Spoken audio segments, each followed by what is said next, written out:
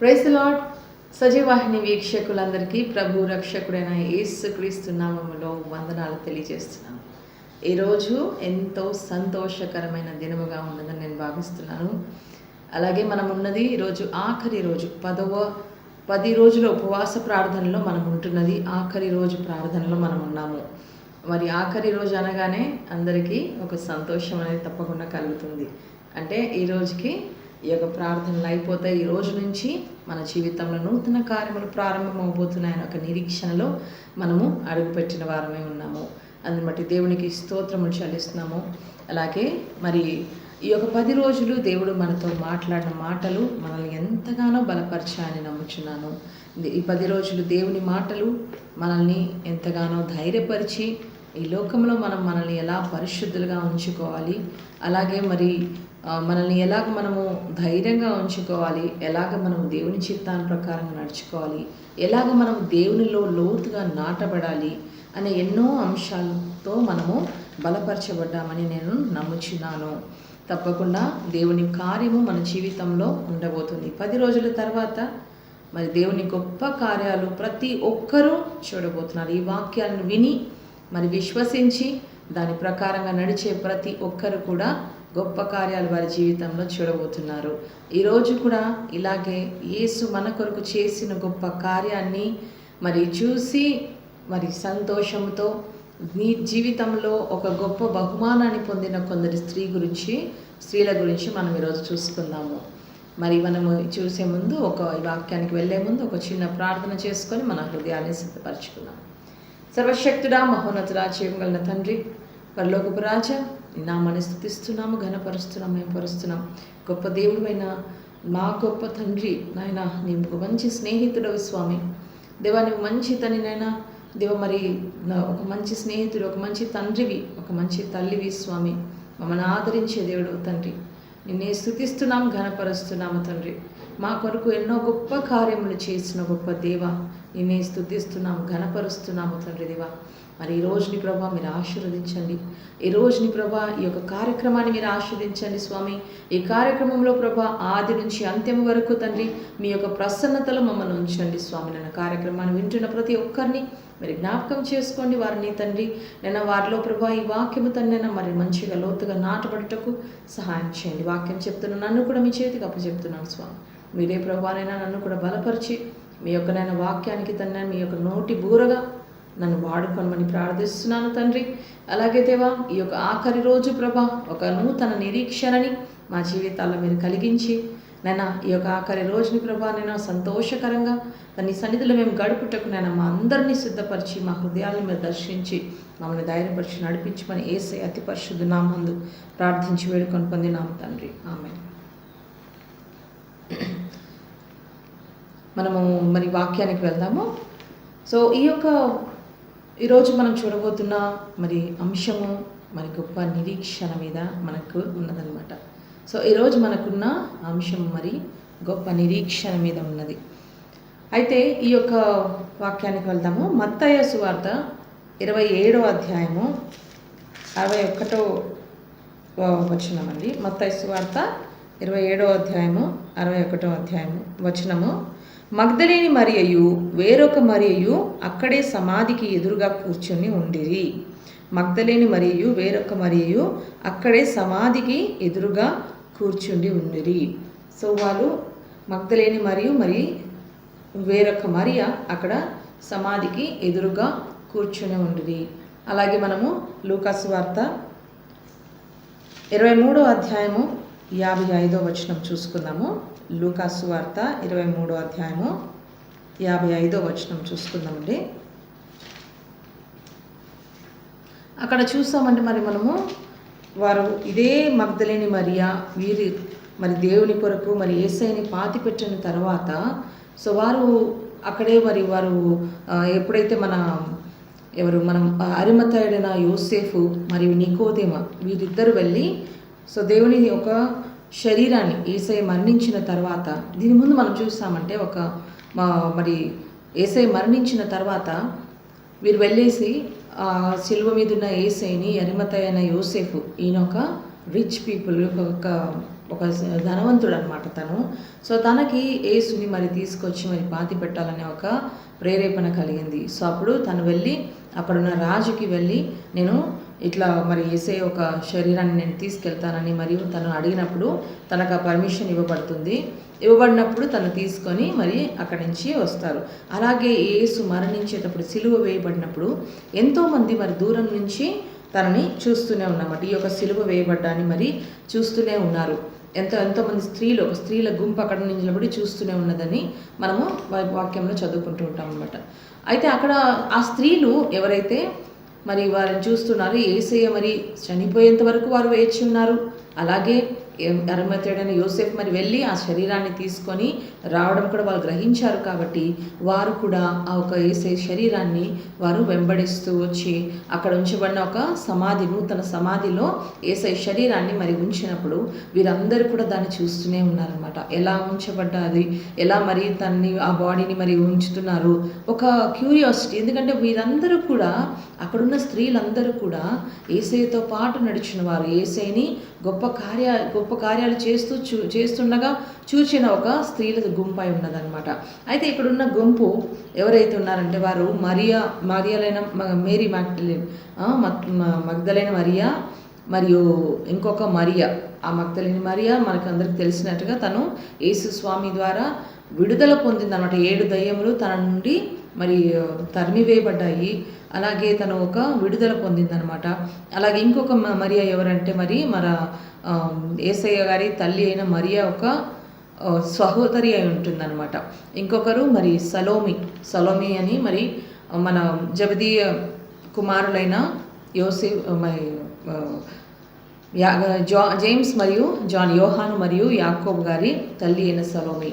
So ఇంకా జోనా, వీరందరూ కూడా అక్కడ మరి యేసు ఒక సమాధి బయట వారు వేచి ఉన్నారనమాట. యేసు ఒక సమాధి బయట వారు వేచి ఉన్నారు. వారు వేచి ఉన్న ఆ సమయంలో వారి హృదయాల్లో మరి ఎన్నో ప్రశ్నలు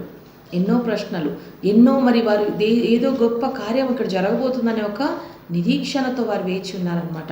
ఈ నిరీక్షణనే వారిని అంతవరకు మరి వెయిట్ చేయనిచ్చిందనమాట.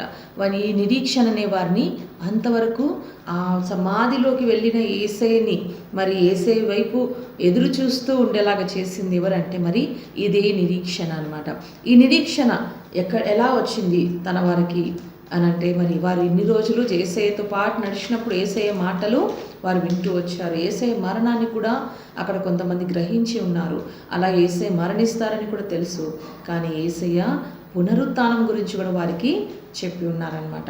అయితే ఈ పునరుత్థానం ఎలా జరగబోతుందనే ఒక క్యూరియాసిటీతో అక్కడ స్త్రీలందరూ కూడా వేచి ఉన్నారు. వారు ఎంత దుఃఖంలో ఉన్నా కూడా వారు ఒక నిరీక్షణ వారిని బలపరిచింది. ఇదే యేసయ్య తప్పకుండా పునరుత్థానుడు అవ్వబోతున్నాడు. ఇదే యేసయ్య ఎలా పునరుత్థానుడు అవ్వబోతున్నాడు, ఎలా మరణాన్ని జయించబోతున్నాడు, సమాధి ఎలా డోర్ తెరుచుకొని వచ్చేస్తుందా, ఇంకా ఎలా వస్తారో తెలియట్లేదు అనమాట వారికి. కాబట్టి ఈ యొక్క నిరీక్షణలో వాళ్ళు ఎంతగానో మరి వెయిట్ చేస్తూ ఉన్నారనమాట. మనము లూకా 23వ అధ్యాయము 55వ వచనంలో చూసుకున్నాము. అక్కడ ఏమై ఉన్నదంటే, ఆ దినము సిద్ధపరచు దినము విశ్రాంతి దినారంభము కావచ్చును. అప్పుడు గలిలయ నుండి ఆయనతో కూడా వచ్చిన స్త్రీలు వెంట వెళ్ళి ఆ సమాధిని ఆయన దేహం ఎలాగుంచబడినది చూచి తిరిగి వెళ్ళి సుగంధ ద్రవ్యముల పరిమళ తైలమును సిద్ధపరిచి ఆజ్ఞ చొప్పున విశ్రాంతి దినమున తీరికగా ఉండేది. సో ఇక్కడ చూసామంటే వారు చేసే మరి యేసయ్య ఎలా ఉంచబడ్డారని చెప్పేసి వాళ్ళు చూడడానికి వచ్చారు. అలాగే వారు తిరిగి ఏం చేశారంట, వెళ్ళి వారు పరిమళ ద్రవ్యములు ఇవన్నీ కూడా అక్కడ ఏం జరుగుతుందంటే అక్కడ పస్కా పండుగ అనేది జరగబోతుంది అనమాట. సో లాస్ట్ విశ్రాంతి దినము ఉన్నది వారికి. విశ్రాంతి దినము ముందు వారు అన్ని సిద్ధపాటు చేయాలన్నమాట. అన్ని సిద్ధపాట్లు చేశారు. సో వీరు వచ్చి అక్కడ సమాధి దగ్గర ఉండి ఈ సమాధిది మరి చేసే లోపల పెట్టేంత వరకు ఉండి తిరిగి వెళ్ళి వారు ఏం చేశారంట, మరి ఒక విశ్రాంతి దినముకి కావాల్సిన సిద్ధపాటును వారు చేసి వచ్చారనమాట. వారి సిద్ధపాటుని వారు చేసేసి వచ్చారు. ఆజ్ఞ చొప్పున విశ్రాంతి దినమున తీరికగా ఉండేది అనేసి ఉన్నది. సో ఎంత గొప్ప విశ్వాసం అంటే వీరిది, ఎంత ఒబీడియన్స్ని ఇక్కడ వారిని చూస్తున్నామంటే, వారు నిజంగా చాలా దుఃఖంలో ఉన్నారు. వీళ్ళంతా కూడా దుఃఖంలో ఉన్నారు. చాలా సమీపస్తుడు మన యేసయ్య వారికి. చాలా మరి వారు యేసయ్య మాటల మీద ఆధారపడి ఉన్నారు. చాలాసార్లు వారు మరి కృంగిపోయినప్పుడు యేసయ్యని వారు మరి ఆధారపడి ఉండొచ్చు. యేసయ్య మాటలు వారిని సమాధానపరిచి ఉండొచ్చు. యేసయ్య చేసిన అద్భుతాలు వారిలో ఒక కొత్త హోప్ కలిగి ఉండిండొచ్చు. వారిలో ఒక ధైర్యం ఉండిండొచ్చు. ఇలాంటి మనుషులు మనతో ఉంటే లోకాన్ని మనము ఎలాగైనా జయించవచ్చు అని వీరందరూ కూడా ఒకలాంటి వారు సొసైటీలో మరి ఒక డిఫెన్స్ అనేది వారు ఫేస్ చేసి ఉండిండొచ్చు. అయితే వీరందరిలో ఇప్పుడు చూసామంటే ఒక దుఃఖం అనేది అక్కడ నింపబడింది అనమాట. దుఃఖం అనేది నింపబడింది. ఈ మనిషి మనతో ఉండడు, ఈ మనిషి ఇంకా అయిపోయింది, ఇంకా మా జీవితాలు అయిపోయాయి అనేసి వారు ఎంతగానో దుఃఖంతో ఉన్నారనమాట. మమ్మల్ని ప్రేమించిన ఈ మనిషి మమ్మల్ని విడిచి వెళ్ళిపోయాడు అని వారు దుఃఖంతో ఉన్నారు. కానీ ఈ సమయంలో కూడా వారు దేవుని ఆజ్ఞలను మరచిపోలేదు. వారిలో ఉన్న ఒబీడియన్స్ని మనము చూడవలసిందిగా ఉంటుంది. మరియు ఈ నలుగురు స్త్రీలు వారు చేస్తున్న వారిలో ఉన్న ఒబీడియన్స్ చూసామంటే అక్కడ ఉండి మరి అక్కడే టైంపాస్ చేయలేదు వారు ఇంకను. కానీ దేవుని ఆజ్ఞలు పరిస్థితి ఎలా ఉన్నా కూడా దేవుడు వారికి ఇచ్చిన ఆజ్ఞలు వారు మర్చిపోలేదు. విశ్రాంతి దినముని ఎంత జాగ్రత్తగా ఎంత నిష్ఠతో వారు గడపాలో అదే రీతిగా వారు గడుపుటకు వెళ్ళి సిద్ధపాటును చేశారంట. అన్నీ సిద్ధపరిచి ఆజ్ఞ ప్రకారంగా వారు వారు విశ్రాంతి దినమున తీరికగా కూర్చొని ఉండిరి. తీరికగా అంటే ఆరాంగా వారు అన్ని సిద్ధపరిచాము. సో ఇదే యేసయ్య చెప్పిన మాటలనే కదా వారు ఫాలో చేసి ఈ యేసయ్య వారితో లేరని పరిస్థితి వారికి ఉన్నది. అయినా కూడా వారు మరి దేవుని ఆజ్ఞని ధర్మశాస్త్రాన్ని వారు ఏ మాత్రము మర్చిపోలేదు. వారు గ్రంథంలో రాసిపడిన ధర్మశాస్త్రంలో రాసిపడిన ప్రతి ఒక్క విషయాలని వారు ఫాలో అవుతూనే వస్తున్నాం. మనం ఇలా ఉన్నామా? కొంచెము మన జీవితంలో ఏదో అప్స్ అండ్ డౌన్స్ రాగానే మనం ఎవరి మీదైనా ఆధారపడి ఉన్నప్పుడు, ఆ మనిషి మనల్ని వెళ్ళిపోయినప్పుడు, దూరమైనప్పుడు మరి ఆ మనుషులు మనల్ని మోసపరిచినప్పుడు, ఇంకా వారు మన జీవితంలో రారు అన్న పరిస్థితిలో ఉన్నప్పుడు మనం ఏం చేస్తాము? దేవుని వాక్యాన్ని మర్చిపోతాం. ఈ ధర్మశాస్త్రాన్ని మనం మర్చిపోతూ ఉంటాం. కానీ అలా చేయకూడదనేది ఈ స్త్రీలు మనకు నేర్పిస్తున్నారు. వారు అంతవరకు కూడా అన్ని సీక్వెన్స్ని చూస్తూ ఉన్నారు.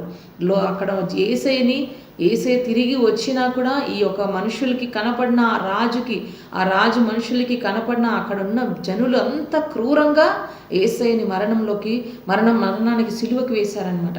అయితే ఈ మనుషుల మధ్యన తిరిగి యేసయ్య వస్తే వీరు నన్ను బ్రతకనిస్తారా నిజంగా వీరు అనే ఒక డౌట్ వీరిలో ఉండిండొచ్చు. ఈ యొక్క మనిషిని నిజంగా బ్రతకనిస్తారా? ఇంత క్రూరంగా చంపిన మనుషులు ఆఖరి వరకు కూడా ఏ ఒక్కరు కూడా ఆయన తరపున నిలబడిన వారు లేరే అని వీరు భయం కలిగి ఉండొచ్చు. కానీ ఎంత భయంలో ఉన్న ఈ స్త్రీల మధ్యన కూడా వారి హృదయాలలో ఒక ఒబీడియన్స్ అనేది వారిలో మనం చూస్తున్నాం అనమాట. వారు వెళ్ళి ఏమి చేయవలనో అది జరుగుతుంది. అంటే వారికి దేవుని మాట మీద ఒక విశ్వాసం. ఆయన మాట ఇచ్చిన దేవుడు తప్పకుండా ఆయన మరువడు. ఆయన చెప్పిన కార్యమును చేసిన దేవుడు. ఆయన చెప్పినవి ఆయన తప్పకుండా చేస్తాడు. కాబట్టి మనం ఏమాత్రం మనం కష్టపడాల్సిన అవసరం లేదు.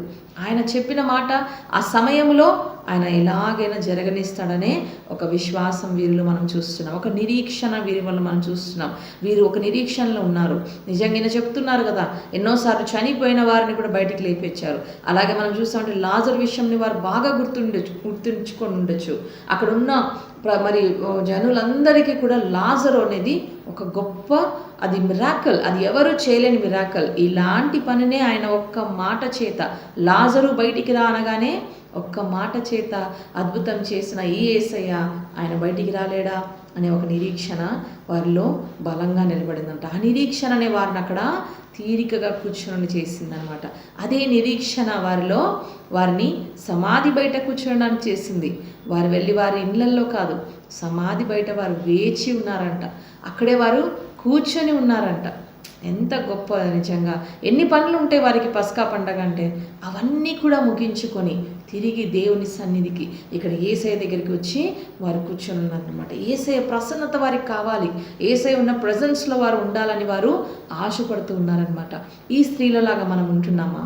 పరిస్థితులు ఎంత లోగా ఒక్కొక్కసారి చీకటి కమ్మివేస్తుంది మన జీవితంలో, మనవారే మనకి వ్యతిరేకంగా అవుతారు. నీ ఒక బిహేవియర్ లేదా నువ్వు ప్రార్థన జీవితంలో నువ్వు బలపరచబడే కొద్దీ నీ చుట్టూ ఉన్న వ్యతిరేకం నీకు ఎక్కువ అవుతూనే ఉంటుంది.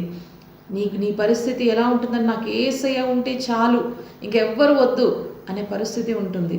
అలాంటి పరిస్థితుల్లో నువ్వు ధైర్యంగా నిరీక్షణతో ఉన్నావా? నా యేసయ్య నన్ను ఈ పరిస్థితి నుంచి విడిపిస్తాడని నిరీక్షణతో ఉన్నావా? ఆయన మాట ఇచ్చాడు, ఆయన నన్ను ఈ పరిస్థితి నుంచి విడుదల చేస్తాడనే మాట ఇచ్చాడు అని నీవు నమ్ముచున్నావా?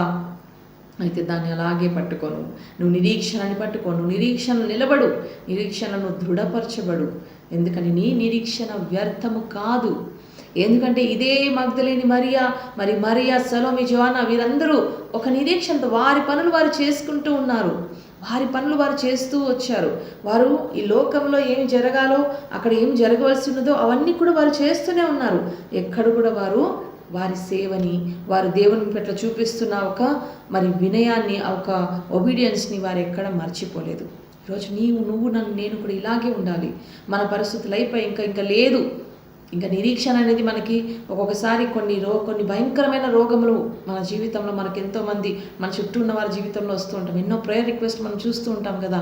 సో వారికి బయట ఎలాంటి పరిస్థితుల్లో ఉన్నారు, వారు స్ట్రెస్లో మునిగిపోయి ఉన్నారు. అంటే స్ట్రెస్ అంటేనే నిజంగా ఒక హోప్ లేని పరిస్థితి. అంటే ఎలాగైపోతుందంటే మైండ్ ఒక నేరో అయిపోతుంది అనమాట. స్ట్రెస్లో ఉన్న వారికి ఎలా అయిపోతుందంటే అనారోగ్యం వచ్చినప్పుడు దాని మీదే మన ఫోకస్ ఉండిపోతుంది. ఇక్కడ కూడా వీరు మరణాన్ని చూశారు, తెచ్చి పాతి పెట్టబడిన యేసుని చూశారు. అయితే వారు ఇంకా అయిపోయిందని వెళ్ళిపోలేదు. ఈరోజు నేను కూడా వెళ్ళకూడదు. మన పరిస్థితుల నుంచి వెనుతిరగద్దు. నువ్వు ముందుకు వెళ్తూ ఉండు. యేసు వైపు చూస్తూ నువ్వు ముందుకి వెళ్ళవలసిందిగా ఉంటుందన్నమాట. యేసు వైపునే మనము చూస్తూ వెళ్ళినప్పుడు నిజంగా మన విశ్వాసం, మన నిరీక్షణ అనేది ఇంకనూ బలపరచబడుతుంది. సో యేసు వైపు నువ్వు చూచినప్పుడు నీ పరిస్థితులు మార్చబడతాయి. అయితే నువ్వు వెయిట్ చేయి. స్త్రీలు సమాధి ముందు అయిపోయిందన్న పరిస్థితి ముందు వారు వెయిట్ చేశారు. నువ్వు కూడా వెయిట్ చేయవలసిందిగా ఉంటుంది. ఈరోజు ఈ 10 రోజులు నువ్వు వెయిట్ చేసావు, దేవుని సన్నిధిలో నువ్వు వెయిట్ చేసావు. నీ సమాధి అయిపోయిన నీ పరిస్థితుల్ని, సమాధి అయిపోయిన నీ సంతోషాన్ని, సమాధి అయిపోయిన నీ యొక్క ధైర్యాన్ని, నువ్వు సమాధి అయిపోయిన వాటి ముందు నువ్వు వాటిని దేవుని ముందు ఉంచి, దేవుని ప్రసన్నతలో ఉంచి నువ్వు వేచి ఉన్నావు. ఈ 10 రోజులు నువ్వు వేచి ఉన్నావు కాబట్టి నీ నిరీక్షణ వ్యర్థము కాదని ఈరోజు యేసయ్య అంటున్నాడు. ఎందుకంటే ఇదే యేసయ్య ఒక నిరీక్షణతో కూర్చున్న ఒక స్త్రీలకి వారు వేచి ఉన్నారు కాబట్టి ఆయన పునరుత్థానుడైన వెంటనే, ఆయన ప్రామిస్ చేసిన రీతిగా ఆయన పునరుత్థానుడైన వెంటనే ఎవరికి కనపడ్డాడు? ఇదే మగ్దలేని మరియకి. ఇదే మగ్దలేని మరియ ఎవరైతే బయట ఆసక్తితో నా యేసయ్య తిరిగి వస్తాడు, నా యేసయ్య మరణాన్ని జయిస్తాడు, నా యేసయ్య తిరిగి ఈ యొక్క పరిస్థితుల్ని జయిస్తాడు అని నిరీక్షణతో వేచి ఉన్న ఇదే స్త్రీలకి ఆయన మొట్టమొదటిగా కనపడేవాడే అన్నాడు. ఆమెనే she is the first one to see Christ after resurrection. She is called as the apostle to the apostles. నిజంగా తన శిష్యులు, తనతో పాటు తిరిగిన శిష్యులు ఎంతవరకు యేసయ్య వారి విశ్వాసాన్ని చూసారో లేదో కానీ వీరి నిరీక్షణ వారికి గొప్ప భాగ్యాన్ని తెచ్చిపెట్టింది. యేసయ్య పునరుత్థానాన్ని మొట్టమొదటిగా చూడగలిగే గొప్ప భాగ్యాన్ని వారికి కలిగించిందనమాట. యేసయ్య కూడా నిరీక్షణ కలిగిన ఈ స్త్రీలని ఏమాత్రం డిసప్పాయింట్ చేయలేదు. మొట్టమొదటిగా వారికి కనపడి లోకమంతటా వెళ్ళి ఈ యొక్క గొప్ప కార్యాన్ని ప్రకటించుటకు వారిని తన నోటి బూరగా, తనకి సాక్షులుగా యేసయ్య వాడుకొని ఉన్నాడనమాట. ఎంత గొప్ప దేవుడు నిజంగా పరిమళ తైలమును సిద్ధపరిచి అని మనం ఇక్కడ లూకా సువార్తలో చూస్తామన్నమాట. పరిమళ తైలమును సిద్ధపరిచి అని అంటే, పరిమళ తైలం అంటే ఒక విశ్వాసం, ఒక వర్షిప్. నీ యొక్క వర్షిప్ దేవుని సన్నిధిలో పరిమళ తైలముగా ఉండాలన్నమాట. ఈ వర్షిప్ చేస్తూ ఉన్నది తను. వారు వెళ్ళి సిద్ధపరిచి అని అంటే దేవుని సన్నిధిలో వారు వెళ్ళి మరి సిద్ధపాటు. ఇక్కడ ఏంటంటే దేనికి సిద్ధపాటు అంటే నీ దేవుడు నీ జీవితంలో గొప్ప కార్యం చేయబోతున్నాడు, నీ దేవుడు నీ కొరకు పోరాడబోతున్నాడు, నీ దేవుడు చనిపోయిన నీ పరిస్థితిని పైకి తేబోతున్నాడు, నీ దేవుడు నీ అనారోగ్యం నుంచి నిన్ను విడుదల చేయబోతున్నాడు, నీ దేవుడు నీ అప్పుల బాధలో నుంచి ఆ ఊబిలో నుంచి నేను ఈరోజు విడుదల ఇవ్వబోతున్నాడని నువ్వు బ్లైండ్గా నువ్వు విశ్వాసముతో నువ్వు స్తుతించు. నీ స్తుతి ఒక పరిమళము దేవుని సన్నిధి ముట్టినప్పుడు ఆయన సన్నిధి నుంచి నీకు సమాధానం అనేది కలగబోతుంది. అయితే వీటన్నిటికీ అవసరమైనది ఏంటంటే నిరీక్షణ. ఈ నిరీక్షణ ఎక్కడి నుంచి వస్తుంది అంటే తప్పకుండా వినుట వలన విశ్వాసం. మరి ఆ విశ్వాసము మీలో ఒక నిరీక్షణని నిలబెడుతుంది అనమాట. యేసు వైపు మనము విశ్వాసమునకు కర్త అయిన యేసు వైపు మనము చూస్తున్నప్పుడు మన యొక్క నిరీక్షణ అనేది బలపరచబడుతుంది. హీబ్రూలకు రాసిన పత్రిక 12వ అధ్యాయము 2వ వచనంలో చూసుకుందాం. హీబ్రూలకు రాసిన పత్రిక 12వ అధ్యాయం 2వ వచనం మనందరికీ బాగా తెలిసిన విషయమే. సో ఇంత గొప్ప సాక్షి సమూహము మేఘము వలె మనలను ఆవరించినందున మనము కూడా ప్రతి భారమును సులువుగా చిక్కులు పెట్టు పాపమును విడిచిపెట్టి విశ్వాసమునకు కర్తయు దాన్ని కొనసాగించువాడనైన యేసు వైపు చూచుచు మన ఎదుట ఉంచబడిన పందెంలో ఓపికతో పరిగెత్తడం. ఈ ఓపికతో పరిగెత్తడమే నిరీక్షణ అనే మాట. మరి నిరీక్షణని మనము చూస్తున్నాం అన్నమాట. ఈ ఓపికతో పరిగెత్తము. ఆయన తన ఎదుట ఉంచబడిన ఆనందం కొరకై అవమానమును నిర్లక్ష్యపెట్టి సిలువను సహించి దేవుని సింహాసనం యొక్క కుడి పార్శ్వమున ఆసీనుడై ఉన్నాడు. అవును, ఆయన ఇదే మరణాన్ని జయించిన యేసయ్య వైపు నీ కనుదృష్టి ఉంచినప్పుడు, నీ విశ్వాసకర్త అయిన యేసు వైపు నువ్వు చూస్తున్నప్పుడు ఆయన ఎలాగైతే ఆ ఆనందం కొరకు పోరాడాడు, నేను కూడా ఈరోజు ఆ ఆనందం కొరకు మనము వేచి ఉండాల్సి వస్తుంది. ఆ దేవుని సన్నిధిలో వేచి ఉండాల్సి వస్తుంది. కష్టమైన పరిస్థితే, సమాధి అయిపోయి రాయి మూయబడింది, ఇంకెవరో ఒకరు బయటికి వస్తారనే ఒక ఆశ ఎక్కడా ఉండదన్నమాట. ఎందుకంటే బయటికి వచ్చినా కూడా ఇది నిజంగా ఈ మనిషిని ఉంచుతారా, ఈ మనిషిని నిజంగా బ్రతకనిస్తారా అనే ఒక భయంకరమైన సిచ్యువేషన్. కానీ అక్కడ కూడా మాత్రం నిరాశ వారు పోగొట్టుకోకుండా వారి నిరాశని వారు తీసివేశారు. వారి నిరాశని నిర్లక్ష్యం చేశారు. వారు నిర్లక్ష్యం చేసి యేసు వైపు చూచుచు వారు ఆ పునరుత్థానపు ఆశీర్వాదం వాళ్ళు పొందుకొని ఉన్నారు. కాబట్టి మనం ఈరోజు నిరాశ పొందకూడదు అనమాట. ఈ నిరాశ నిరీక్షణగా మార్చబడిన రోజే ఈరోజు. మన నిరాశని నిరీక్షణగా మార్చిన దేవుడు, మన మరణాన్ని జీవముగా మార్చిన దేవుడు, మన చీకటిని వెలుగులా మార్చి, చీకటి జీవితాన్ని వెలుగులా మార్చిన వెలుగు ప్రకాశించే ఒక జీవితాన్నిగా మార్చిన రోజే ఈ రోజు మనకై ఉన్నది. అదే మన పునరుత్థానము రోజు. ఇదే ఈస్టర్ రోజు మనకి దేవుడు నిజంగా ఎన్నో వాక్యాలు, ఈ ఈస్టర్ వెనుకలో జరిగిన ఎన్నో పరిస్థితులకి వేరే రూపాన్ని చూపిస్తున్నాడు అనమాట. వేరే రూపం, నూతన రూపాన్ని ఇస్తున్నాడు అనమాట. ఇన్ని రోజులు ఆయన ప్రాక్టికల్గా చెప్పిన మాటల్ని ఆయన నిరూపించినప్పుడు ఈ రోజు నుంచి ఎంతోమంది మనసుల్లో అక్కడ వేచి ఉన్న స్త్రీలే కాకుండా తన నమ్మి తన వెంబడించిన ఒక శిష్యుల జీవితాల్లో కూడా గొప్ప మార్పులు. అటు తర్వాత గొప్ప మార్పులు. వారు ఇన్ని రోజులు పదును పెట్టిన ఆయుధములుగా ఉన్నారు. మరి యేసుతో ఉన్న రోజులు, యేసు పునరుత్థానమైన వెంటనే ఆ ఆయుధములు లోకములో సైతాను కార్యముల్ని చంపివేయుటకు, సైతాను కార్యముల్ని మరి తొలగించుటకు వాడబడిన గొప్ప ఆయుధాలుగా వారు వాడబడ్డారనమాట. దేవునికి స్తోత్రం. ఈరోజు నేను కూడా దేవుని సన్నిధిలో నువ్వు వేచి ఉన్నావా? అయితే ఏమాత్రం నిరాశ నిరీక్షణగా తప్పకుండా మార్చబడుతుందని దేవుడు ఈరోజు నాకు వాగ్దానం చేస్తున్నాడు. అయితే ఒబీడియన్స్ బై హోప్, మనకి ఎప్పుడు ఈ ఒబీడియన్స్ అయితే ఉంటుందో అది ఎప్పుడు వస్తుందంటే ఈ నిరీక్షణ కలిగినప్పుడే నీ జీవితంలో ఒక ఒబీడియన్స్ అనేది కలుగుతుంది. ఈ నిరీక్షణ నిజంగా ఎన్ని గొప్ప కార్యములు చేసిందంటే 3 రోజులు ఈ నిరీక్షణనే శుక్రవారాన్ని శుభ శుక్రవారంగా చేసిందనమాట. ఈ నిరీక్షణ శుక్రవారాన్ని ఆ ఒక రోజు యాక్చువల్లీ సిలువ వేయబడిన రోజు, యేసు సిలువ వేయబడిన రోజు అంటే యేసు మరణించిన రోజు, ఆ రోజుని ఈ నిరీక్షణనే శుభ శుక్రవారంగా చేసింది. అలాగే మరి పాపానికి నిదర్శనమైన ఆ సిలువ, పాపానికి నిదర్శనమైన ఆ సిలువ ఏమైందంట, ఆశీర్వాదానికి సంకేతంగా లేదా ఆశీర్వాదానికి ఆధారంగా చేసిందన్నమాట. వీటన్నిటికీ జరుగుటకు కారణం ఎవరంటే నిరీక్షణనే. ఇదే నిరీక్షణ ఎలాగైతే శుక్రవారాన్ని శుభ శుక్రవారం చేసిందో, పాపానికి నిదర్శనమైన సిలువని ఆశీర్వాదానికి మూలంగా చేసి ఉన్నదో, ఇదే నిరీక్షణ నీ జీవితంలో కూడా అయిపోయిందన్న పరిస్థితుల్ని, పాపమయమైన నీ జీవితంని రేపు దేవుని మహిమ కొరకే సాక్ష్యముగా నిలబడుతుందన్నమాట. ఇదే నీ జీవితము నీ దేవుని చేతిలో ఉంచినప్పుడు, ఇదే నీ జీవితము నువ్వు నిరీక్షణతో వేచి ఉన్నప్పుడు, దేవుని సన్నిధిలో మరియా వీరు అయితే ఎలాగైతే వేచి ఉన్నారో, వారు అన్నీ సిద్ధపరచుకొని వచ్చి వేచి ఉన్నారనమాట. సిద్ధపరిచారు. అక్కడ వారు వర్షిప్ చేశారు, పరిమళ ద్రవ్యాలను వారు సిద్ధపరిచారు. దేవుని సన్నిధిలో వారు వెళ్ళి వారు సంతోషంతో తప్పకుండా చేస్తున్నారు, ఇది ఏదో ఒక కార్యం జరుగుతుందనే ఒక ఆశతో వారు అన్నీ సిద్ధపరిచారు. వారు నిరీక్షణతో సిద్ధపరిచారు కాబట్టి వారి నిరీక్షణ వ్యర్థము కాలేదు. ఏదైతే పాపానికి నిదర్శనమైన సిలువ, ఈయన పాపి, ఈయన ద్రోహి, ఈయన దొంగ, ఈయన వేరే అని ఆయన మీద ఎన్నో బ్లేమ్స్ వేసి ఆ సిలువ ఎప్పుడైతే ఈ దొంగలు వీళ్ళందరూ కూడా ఆ సిలువ మీద వేయబడతారనమాట. ఆ సిలువ కేవలం ఒక మరి నెగిటివిటీ చూపించే ఆ సిలువని యేసయ్య మరి ఏం చేశారంటే దాన్ని ఆశీర్వాదానికి మూలంగా, ఈరోజు మనము ఎప్పుడైనా మనకి భయం వేస్తుందంటే మనం చూసేది ఇదే సిలువ వైపు ఏం నేర్పిస్తుంది సిలువ మనకి అని అంటే, నిరీక్షణ కలిగి ఉన్నప్పుడు ఈ స్త్రీలు దూరం నుంచి ఆ సిలువని చూస్తూనే ఉన్నారనమాట. ఆ సిలువని చూస్తూనే ఉన్నారు. ఆ సిలువని వెంబడించారు, సిలువని చూశారు, సిలువ మీదున్న ఈ యేసుని వారు వెంబడించారు.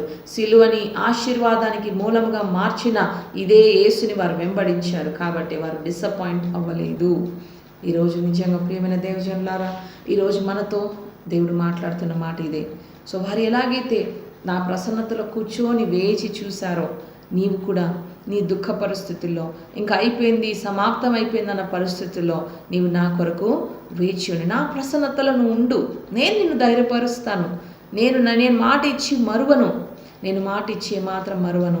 నా సన్నిధిలో నువ్వు కూర్చొని నువ్వు ఎప్పుడైతే నువ్వు మరి వేచి ఉండి మరి పరిమళ ద్రవ్యాలని నువ్వు సిద్ధపరిచినట్టు మరి నా సన్నిధిలో కూర్చొని నువ్వు పరిమళం అనే ఒక ఆరాధన చేసినప్పుడు, నీ ఆరాధన ఎప్పుడైతే ఆ పరిమళముగా మరి సిద్ధపాటును చేసి పెట్టుకొని ఉంటావో, అప్పుడు ఏమవుతుందంటే గొప్ప కార్యాలు నీ జీవితంలో నువ్వు చేయబోతున్నావు. You are going to be chosen. ఈరోజు నువ్వు నీ పరిస్థితిలో ఉన్నప్పుడు నువ్వు దేవా నేను దేనికి పనికిరాను, నేను సిలువలాగా, ఆ సిలువ ఎలాగైతే పాపానికి నిదర్శనం ఉందో, నన్ను చూసిన వారు కేవలం నా పాపం గురించే మాట్లాడుతున్నారు, నన్ను చూసిన వారు నా ఒక మంచి గురించి మాట్లాడట్లేదు, నా నెగిటివ్ గురించి మాట్లాడుతున్నారని నువ్వు అంటున్నావా? ఈరోజు నీ జీవితాన్ని మార్చబోతున్నాడు యేసయ్య. ఆయన మార్చివేశాడు, ఆయన సిలువని మార్చివేశాడు, సిలువ మీదున్న ఒక బ్లేమ్ని మార్చివేశాడు, ఆ పాపాన్ని తొలగించాడు, శాపాన్ని విరిచివేశాడు. ఆ సిలువని ఆశీర్వాదకరంగా ఎలాగైతే నిలబెట్టాడో, ఈరోజు నిన్ను కూడా నీ కుటుంబంలో, నీ మినిస్ట్రీలో ఈరోజు కొంచెమే ఉండొచ్చు, నువ్వు ఆయన సన్నిధి ముందు వేచి ఉండు. ఈరోజు అంతా అయిపోయింది అన్నట్టు ఉంటుంది, రేపటి నుంచి ఇంకేం జరుగుతుందో నా జీవితంలో తెలియదు అన్న పరిస్థితిలో ఉన్నావా? ఏమాత్రం నిరాశ చెందకు. నీ నిరాశని నిరీక్షణగా మార్చుకో. అప్పుడు నిజంగా శుభ శుక్రవారం అయినట్లు నీ జీవితము కూడా, శపింపబడిన నీ జీవితము ఆశీర్వాదకరమైన జీవితంగా మార్చబోతుంది. ఆశీర్వాదకరమైన నిధిగా నీ యొక్క జీవితం మారిపోతుంది అనమాట. You are going to be a treasure of blessings to many generations when you wait with hope. ఆ హోప్ మరి ఎక్కడా లేదు, తప్పకుండా మనకి యేసయ్యలో మాత్రమే ఆ ఒక హోప్ అనేది ఉంటుందన్నమాట.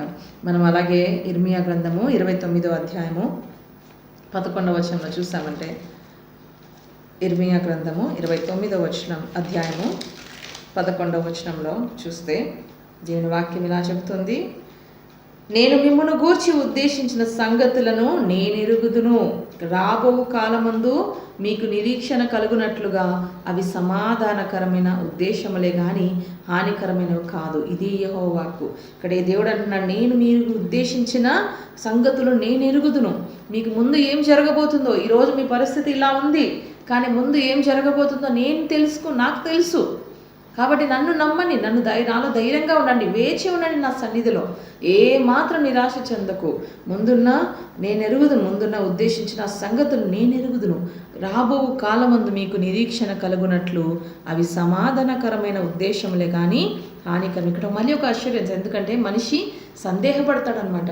నిజంగా నీకు తెలుసు దేవుడా, కానీ నేను దాన్ని భరించగలనా, నిజంగా ఇవి మార్చబడతాయా అని ఎవరికైనా సందేహం ఉంటే, నా పరిస్థితిని ఎవ్వరు మార్చలేరు, దేవుడు ఒక్కడే వచ్చి మార్చగలడని ఎంతోమంది కొన్ని స్టేట్మెంట్స్ ఇస్తుంటారనమాట.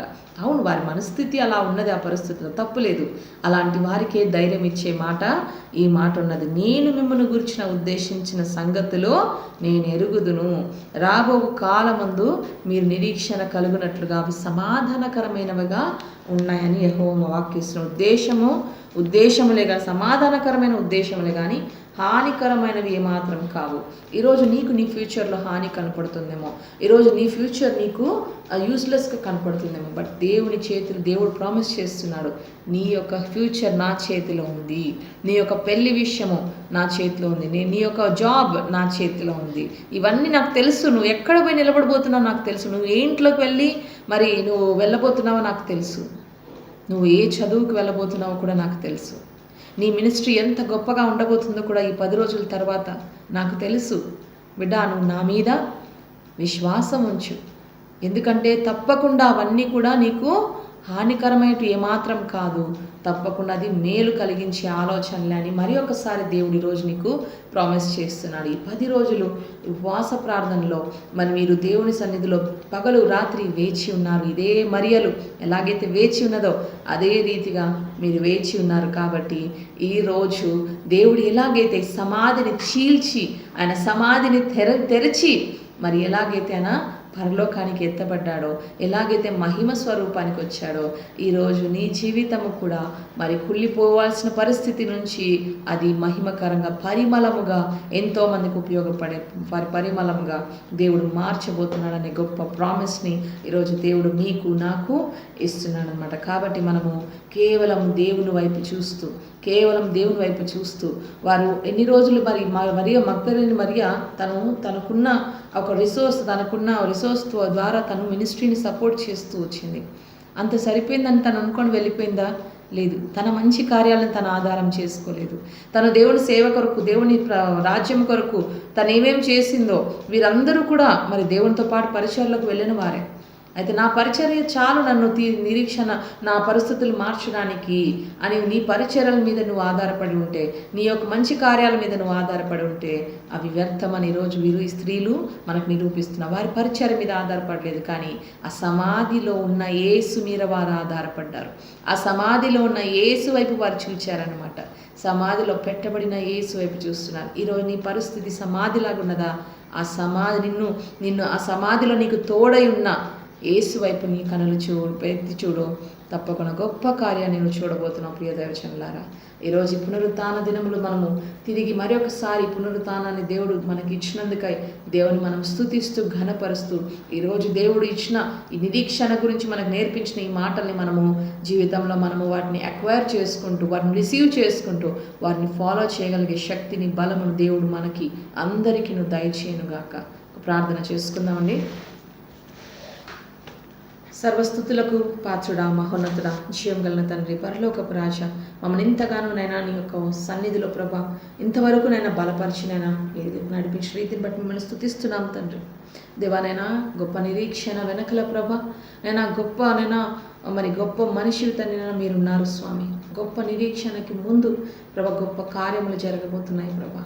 వీటన్నిటినీ ప్రభా మరి ఒకసారి మాకు ఎగ్జాంపుల్స్ చూపిస్తూ, దేవా స్త్రీలు ప్రభానైనా, దేవా కేవలం ప్రభానైనా స్త్రీలు అని అనుకున్న వారిని ప్రభానైనా నీవు తననైనా గొప్పగా వాడుకున్నావు. నీ పునరుత్థానముల తర్వాత మొట్టమొదటిగా వారికే తనని దర్శనాన్ని ఇచ్చి ప్రభా నిజంగా స్త్రీలని ప్రభా గొప్పగా నువ్వు చూపించావు నైనా. నిన్ను స్తుతిస్తున్నాము తండ్రి దేవా. ఈరోజు నీ సన్నిధిలో ప్రభా నైనా దేవా, ఎవరెవరైతే ఈ మాటలు వింటున్నారో ప్రభా నైనా దేవా, స్త్రీలు కాదు పురుషులనే కాదు ప్రభా, ఎవరైనా ప్రభా, ఎవరైతే నీ మాటలు వింటున్నారో వారందరినీ కూడా మీరు బలపరచండి, నిరీక్షణ వాళ్ళ బలపరచండి. వారి పరిస్థితులు ఎలా ఉన్నా కూడా దేవా, ఈ రోజు నుంచి గొప్ప మార్పును చేయబోతున్నామని దేవా, ఆ సమాధి తన ద్వారం ఎలాగైతే తన తెరవబడిందో ప్రభా, అలాగే మూయబడిన ప్రభానైనా ఆశీర్వాదాలు, మూయబడిన ప్రభానైనా దేవానైనా మరి సంతోషాలు ప్రభా, మూయబడిన ప్రభానైనా ప్రతి ఒక్క ద్వారములు వీరి జీవితాల్లో ఈ రోజేనైనా యేసు నామములు అవి తెరవబడమని ప్రార్థిస్తున్నాం తండ్రి. అవి యేసు నామంలో తెరవబడును గాక, అవి నీకు మహిమకరమైన జీవితములుగా వీరి జీవితాలు మార్చబడను గాక. ఈ రోజు నుంచి స్వామి దేవ, నీ సేవలో కానీ ప్రభా దేవ, మేము ఎక్కడున్నా కూడా తననైనా మీ సేవలో ప్రభానైనా ప్రతి ఒక్కరము తననైనా నూతన నిరీక్షణ కలిగి నడుచుటకు సహాయం చేయండి ప్రభానైనా. దేవానైనా నీవు చేసి నీ గొప్ప కార్యాన్ని మేము చెప్పకుండా ఎలా ఉండగలం స్వామి. మగ్దలేని మరియా తను పొందిన ఒక ఫార్చ్యూన్ని ప్రభా, మొట్టమొదటిగా నిన్ను చూసిన ఆమె ప్రభా చెప్పి వెళ్ళి పరిగెత్తుకుంటూ వెళ్ళి లోకమంతటా చెప్పింది, ఆ డిసైపుల్స్ అందరికీ చెప్పింది ప్రభానైనా. అవును నిజమే, ఈ యేసయ్య చెప్పిన మాటలు నిజమే అని తను ఎలాగైతే ప్రకటించిందో ప్రభా, ఈరోజు స్త్రీలమైన మేము కూడా ప్రభా మా కుటుంబాలలో ప్రభానైనా మీరు చెప్పిన మాటలు నిజమే, మీరే సత్యం, మీరే మార్గం, మీరే జీవం, మీ యందు మాత్రమే నిరీక్షణ, మీ యందు మాత్రమే ప్రభా జీవము, మీ యందు మాత్రమే తండ్రి ఒక ట్రాన్సిషన్ అనేది ప్రభా నేను ప్రతి ఒక్కరు మేము మా కుటుంబాలలో ప్రకటించుటకు మమ్మల్ని మీరు వాడుకోమని వేడుకుంటున్నాం తండ్రి.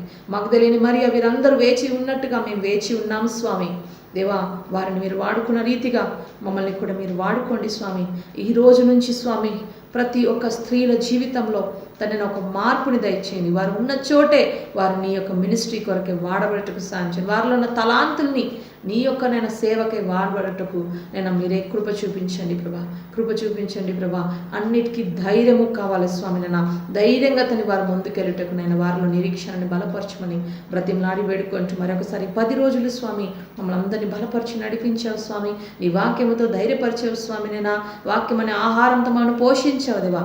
ఈ ఆహారంను పొందుకొని ప్రభా ఈ లోకంలోకి మేము వెళ్ళి ప్రభానైనా దేవానైనా మాత్రం అలసకుండా తను ఏమాత్రం తననైనా గొనగకుండా ఓపికతో ఈ పరుగు ఎంతవరకు అయితే మా కొరకు ఉంచి ఉన్నాము స్వామి, ఆ పరుగు ఉన్నంత వరకు కూడా ప్రభా నైనా ఓపికతో ఊపిరి ఉన్నంత వరకు ప్రభా మేము పరిగెత్తు వెళ్ళుటకునైనా ఆ ఒక నిత్య జీవం అనే సంతోషాన్ని ఆనందాన్ని మేము పొందు వరకునైనా మమ్మల్ని బలపరచండి. అంతవరకు ఈ లోకంలో వస్తున్న ఈ యొక్క నైనా నిందలు ప్రభా దేవ, ప్రతి ఒక్క హింస ప్రభా, ఇవన్నీ క్షణమాత్రమైన హింసలను నువ్వు అంటున్నావు ప్రభా, క్షణమాత్రమైన శ్రమలు. ఈ శ్రమలని ప్రభా మేము నిర్లక్ష్య పెట్టి కేవలం మీరు మాకు ఇవ్వబోతున్న ఒక నిత్య జీవం అనే ఆనందం వైపు ప్రభు మా కనులు ఉంచి మేము నడుచుటకు మాకు మీరు కృప చూపించి నడిపించి ఈ సజీవాహిని వీక్షకులందరినీ కూడా ఈరోజు మీరు ఆశీర్వదించి నడిపించమని మా ప్రియ రక్షకుడు నజరేయుడగు యేసు నామమందు ప్రార్థించి అడిగి వేడుకొని పొందినాం తండ్రి. Amen, amen, amen. Praise the lord, praise the lord. God be with you.